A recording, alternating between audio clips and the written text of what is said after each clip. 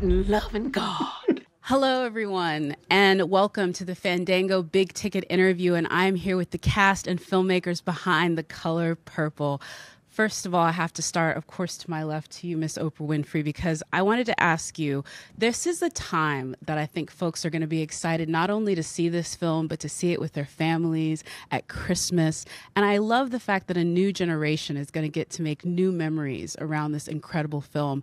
I'd love for you to talk about why you felt now is the time. Well, what I want to talk about is that you can go to Fandango and get the ticket. That's what I want to talk about. What I want to talk about, and Blitz can tell you this is true, that way back in February, in one of the first earliest meetings we had, I said, look, I want to make the tickets my favorite thing. Let's figure out a way we can get tickets in the hands of people so that you can have them in a little box, and I'd like a little bow on them. And Fandango, you came through!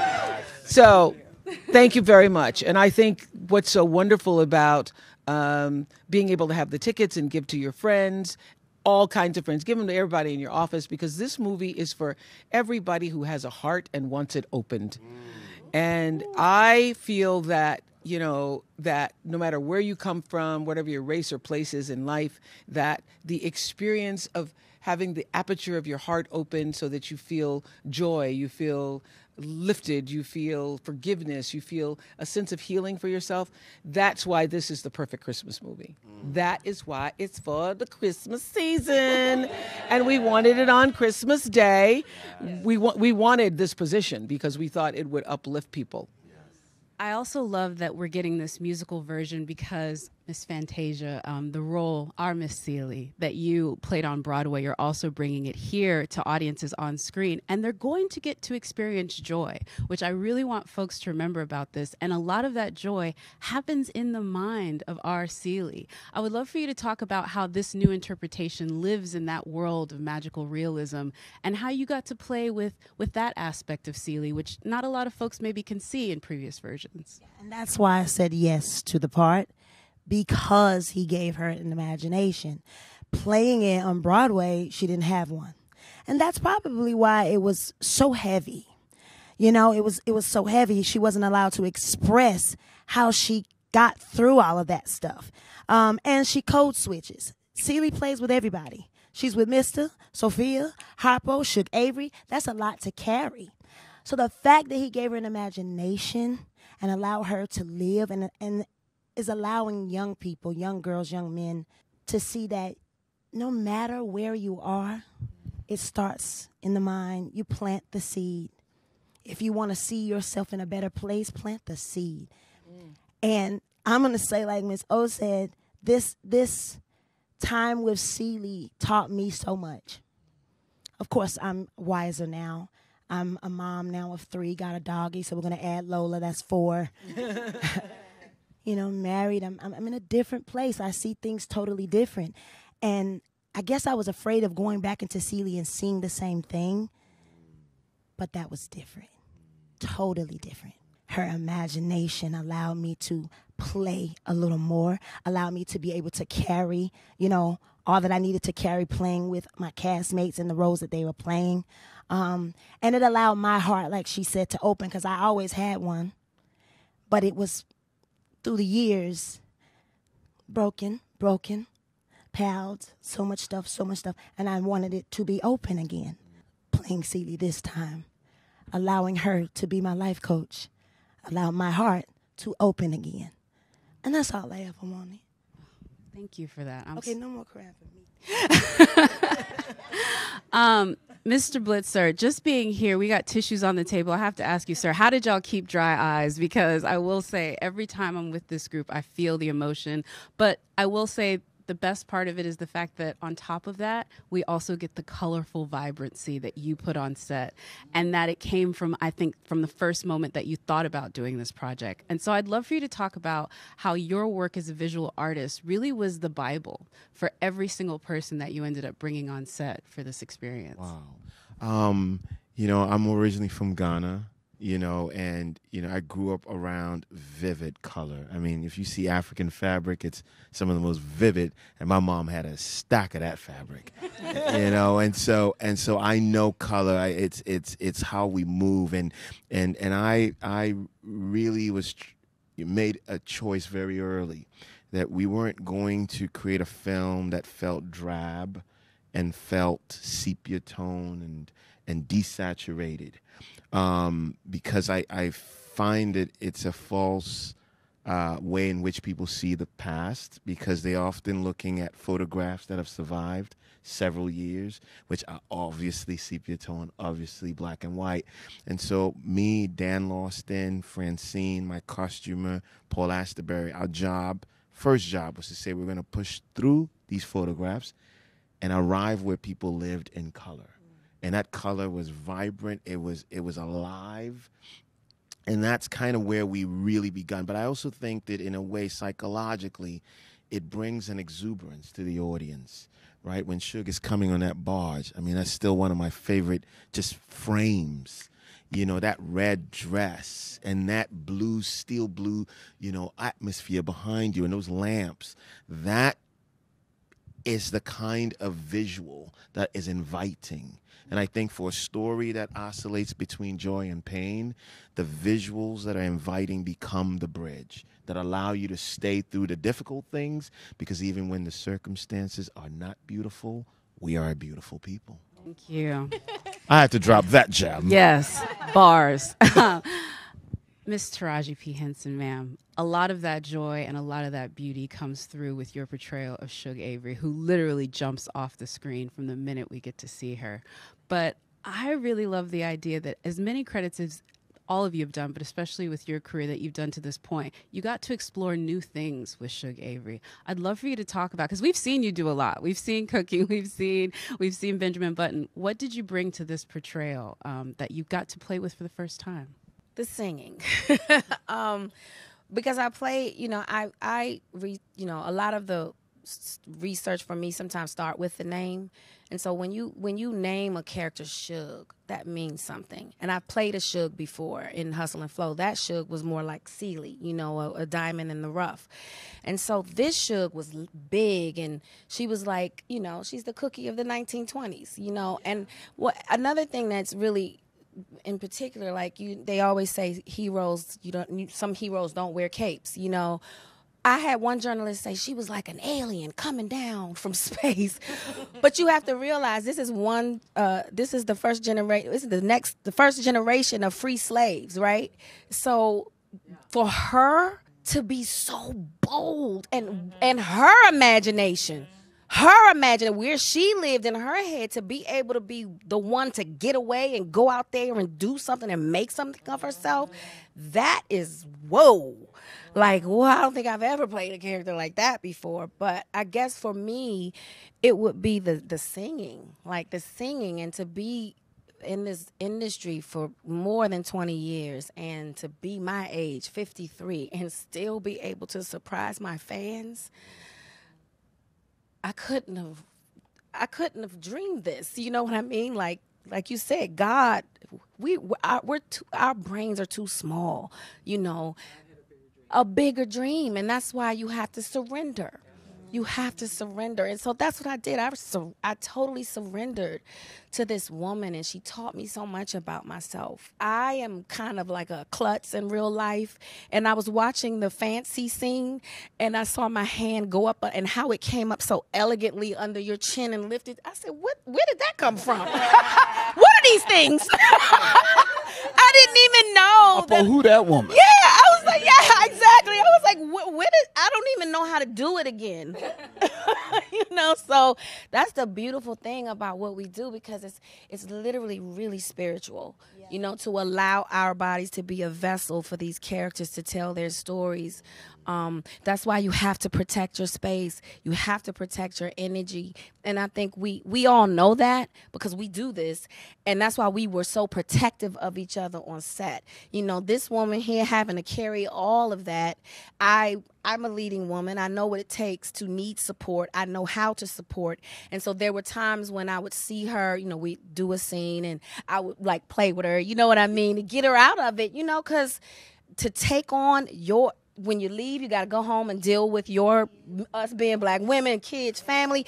You don't have time and space to take on the character and take them home because your kids and your family don't understand. They're not in the business, you know. So any chance I could, I would try to make everybody laugh or, you know, try to lift it up. I think we all did that. We had church on set. We did the electric slide the first day with Miss Oprah Winfrey. The electric slide. Electric. Yes. Okay, the original. Yes. Yes. Okay, clarification. Not the cha-cha slide. Not the cha. Don't get it confused. I can see folks getting fancy. I'm looking across here, and I'm seeing the two women that introduce us in this version of The Color Purple. You guys are literally our opening scenes, and Phylicia and Halle. The chemistry and camaraderie between you two, from before you even spoke a word, just watching you walk together like sisters. I know that was something that y'all built on set, but I'd love for both of you to sort of talk about the sort of camaraderie also as actors, because Phylicia mentioned how you coming off The Little Mermaid, you were able to do what Taraji was already saying, really build each other up in these moments to where it was not just on screen, you guys also had to build that off screen as well. And I'll start with you, Halle. Oh, wow. Well, I guess I'll say for me, there's such power in working with Black women and Black people in general. We love you guys. But Black women are truly like the force of what keeps me going and leads me. So for this opportunity that I got to do, I was so glad to be partnered with somebody that I had to build that sisterhood, and it felt like a beautiful journey of us togetherness, of hope. And something that I really loved about Nettie is that she's a symbol of hope for the film throughout the whole thing. Even when she's gone, you know, Celie's holding on to the hope of where she might have gone, if she's okay, is she dead, is she alive? And so I really just tried to relate that sort of feeling in my performance of Nettie and making her, I guess, just stick so that she can stay throughout the whole film in people's memories. But I feel like Phylicia was my anchor in being able to do that. And it was like so cool to be able to work with an amazing person like her, who's just like so loving, and it feels like you're just hanging out with your friend on set. And yeah, it made it really easy. And Phylicia, I'd love for you to talk about that, because I know you were like, yeah, I know you're the Little Mermaid on the first day. I mean, it's intimidating. At the time, I feel like you had the #1 song, you know, that's just, I feel like it was like the #1 song in the world. And so I walk into this environment with someone who to me was such a pro and such a professional. I was just like, how am I going to meet her level? But I think we both felt that we had a responsibility to them, to the characters, and especially to Fantasia and then Sierra, who's going to take over, because we really wanted to really sit with people and people to really feel when they get reunited. So we really had to build a bond. And I am so appreciative, because I think in the way of like Taraji, what you did for me every day on set was you would tell me I was beautiful. Every time I walked out of that trailer, I would see that and oh my God. And it just meant a lot. I don't think we ever really talked about like how I struggled with beauty, and how when this role came about, I was like, oh, it's Celie. Okay, she's not the Nettie. You know, I want to be more like Nettie. And you gave me space and permission to just really see Celie as a hero. And I hope that people really take that away from this film, that Celie is the protagonist, but she is a hero. Amen. Yeah. I mean, in so many ways, this movie turns Black women into superheroes of our own story. And you can't have a superhero, though, without a villain. And so maybe Mr. comes around. If these are the sunshine, he's the storm clouds. But Mr. Colman Domingo, so for folks that haven't had a chance to see your incredible portrayal of Bayard Rustin, I encourage them to do so. But yes, it is remarkable and just compliments so much to what you do on screen here. But talk about that duality for you as an actor, going from playing this incredibly inspirational character to a man who is literally the detriment of so many of his people around him, and also maybe how your journey was as an actor on set with those two things sort of playing with you. Well, I thank you. I did Rustin first. Yeah, and then I think I had a 2-week break, and I started preparing myself while I was finishing up Rustin for this. And I think I've just always been that person that believes, just like I'm sure we all believe, that it's all human. And light and dark, it's all part of the same thing. You have all that in you. I know that I'm somebody who wakes up every morning, who I'm hopeful. And I think I was raised with the belief that the world was there to do me more good than ill. I believe in humanity. I believe in love, energy. I think I'm a spiritual person.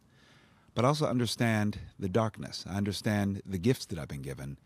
But what would happen if I didn't have those gifts? I think that that's what we all try to experience as actors, to look at the flip side.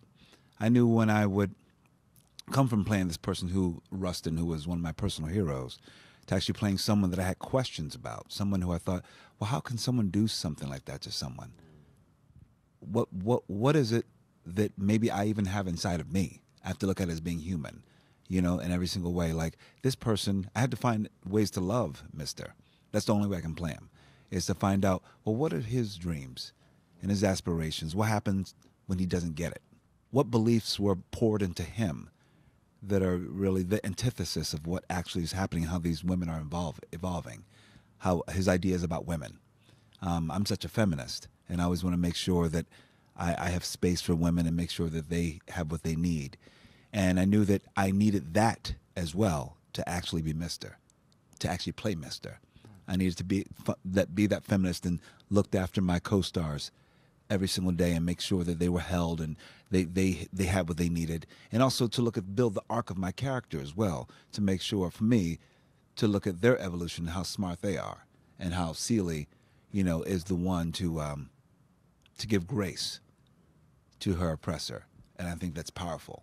I think that says a lot. That says a lot about who this woman is, and I think the capacity of women and what they hold and what they do. I mean, that's just me and my beliefs. I believe women are always much more evolved than men. I felt for Mister in a way that I hadn't in the multiple takes I had seen since we started this process. That moment when he's on the porch with the flower and holding it and says, "Shug ain't no hoe." Which Shug ain't no hoe. She just had a wild heart like me. I mean, I felt that in a way that I had not. It pierced me in a way that I had not. And I thought, wow, that's another dimension to Mister. He's trying to say, look, she was somebody who I wished I could be. She just has a wild heart. I mean, I thought that was so beautifully done, and I saw it differently last night. I was just going to say that was also your choice, which, I mean, it's another thing, just from a director's point of view, it's collaborative spirit, right? When you come up to me and you go, Blitz, I think from what happened last night with Shug, Mister will have a flower. And I go, man, this guy's good. Yeah. I was there because when Shug comes, she changes the house. Yes. There's possibility again. Yeah. So I know that, I had that flower. I thought, you feel a little bit of that color. Tender, it's beautiful. Yeah. But you actually connected the dots because when you cook that crappy meal, when Celie fixed your mistake and you put the flour on the plate first. Yes. So you actually connected. Yes. But I do want to say, I mean, that's the beauty of this process, is like remembering that filmmaking is deeply collaborative. Yes, truly. And again, if you're the director, you're merely the conductor. Everybody's a master of their instrument. Nobody will ever know the character better than you do. And so, I really encourage that spirit that we built, where, please seek that out as you work, as you continue, especially our newer cadre. Always seek directors who would trust your instrument and trust that you're a master of your instrument and will allow you, because those little nuances that, by the way, everybody came up to me. You came up to me, Halle, and you're like, Blitz, I feel like Mister knows this. I mean, Nettie knows there's a predator in the house. She will not walk around with a towel, because I think that's how it was scripted. When you're on the porch. Yeah. And I was like, duh, Yeah. she knows the character, Yeah. right? And by the way, every single person came up to me and goes, that thing, if we tweaked it this way, you know what I mean? And that, for me, is the beauty of the symphony, is knowing and trusting that everybody is a master of the instrument. No, I just have to say, it's all first chairs here. Let's be real, everybody is at the top of the orchestra. Oh, first chairs. I'm just trying to. Only. Ooh, look at that. All first chairs. Trying to keep up with y'all. Including our, Juilliard educated Harpo over here, sir. Let's go ahead and talk about it, sir.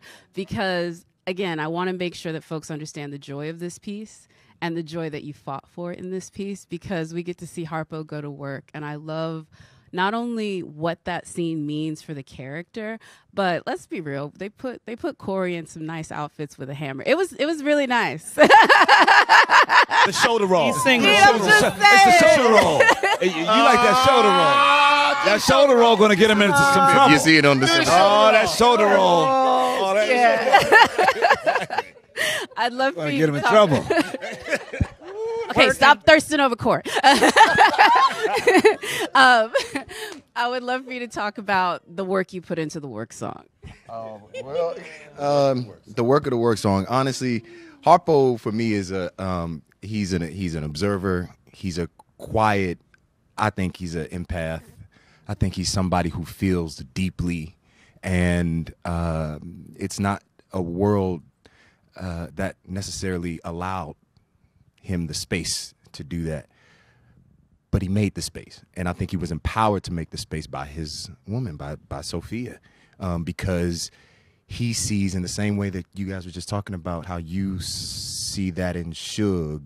I think Harpo sees that in Sophia and allows himself the freedom to go there, whereas you might not have done that. And he makes the decision to change. He makes the decision to build. And then we're also talking about Lou Gossett Jr., who plays my grandfather. He wants me to build on that land for my wife, and what is that about the generational, the thing that skips, the gaps, right? Because our grandparents and versus our parents and how that parental trauma, that trauma in general is passed down. But Harpo makes a decision to break that cycle and to change it. And he's given a song. And I was like, please, Blitz, give me a song. Please. I would love for Harpo to be able to let his voice sing, He may not know how to he's awkward and may not know how to do it in other ways, but he knows how to let his voice sing for the people and the things he wants.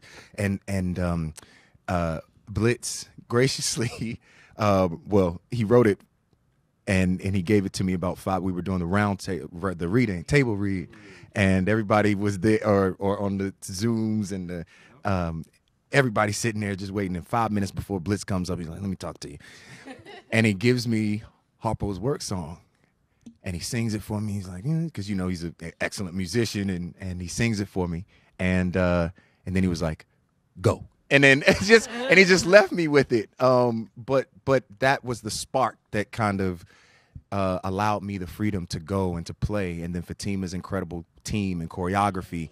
Also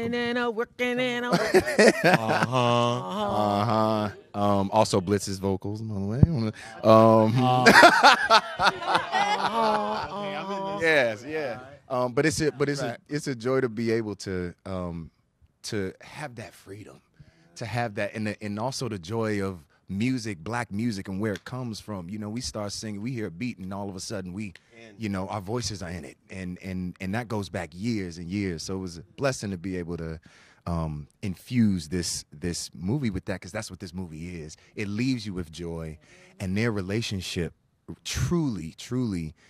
Everything they fight through, Harpo and Sophia, to where they get to, I truly think is a testament to love. And you smile at the end. Like, even last night, I just was like, after all of that, we win, So. Smile and also cheer, because that is definitely a clap break for folks that don't know. It's a real showstopper. Another showstopper, however, is courtesy of our Sophia. Sophia. Such a pretty name, Paul. I will say this. Women don't know that you're about to give them the anthem for when they're fed up, but the previews have been out there on it. I would love for you to talk about what you're excited for women are going to do with Hell Nah, what women are going to do with this moment, and how much you had fun doing that, knowing what women were going to do with this moment. Yeah. I had so much fun doing Hell No and having those sisters backing me up. And also Blitz giving me the freedom to express her freedom the way that I wanted to. I remember the scene with her coming through the door in the house, and naturally, you know, one would just open the door, but I told Blitz, I was like, no, I think Sophia would kick this door open. And he rigged it for me so that I could kick it open, you know, even with the painting, or this picture, thank you, of Sophia and Harpo. I was like, I think she'd throw it in the water. They rigged it so I could throw it in the water. I was like, this is awesome. But that's exactly what this song should be for so many other women, or all the women, and men too, but women. We thinking about women. This is the women's anthem, you know, because Sophia does represent strength and power and knowing who you are and standing firm in who you are. She was a woman way ahead of her time. And so I'm really excited for women to feel that. I think it gave me so much more freedom to even say to such an esteemed director who worked with Beyonce and, you know, Black is King, to get to say, this is what I need, and own that, you know what I mean, playing this role. And beyond Hell No, which will become the woman's anthem, okay? But beyond that, I do feel like people that will come to see this film will find their song, whether that's through Shug Avery's Coming to Town and the empowerment that has, or what's your big number? Push the Button, the freedom that song has, or I'm Here, which has been my freedom song. So I'm excited for women to feel that, and not just Black women, all women. I do see even 15-year-old girls getting to say hell no to being bullied, you know, or whatever that is. If you're older and you just want to get out of a job, I feel like this will be your song. Thank you. Between that and Break My Soul, we got it. Thank y'all. I want to thank you all so much, and I want to remind everyone that tickets for The Color Purple are on sale now. And you can buy them for friends, okay? Not just your own. You can also buy them for friends at Fandango. Merry Christmas, everybody. Yes. Thank you.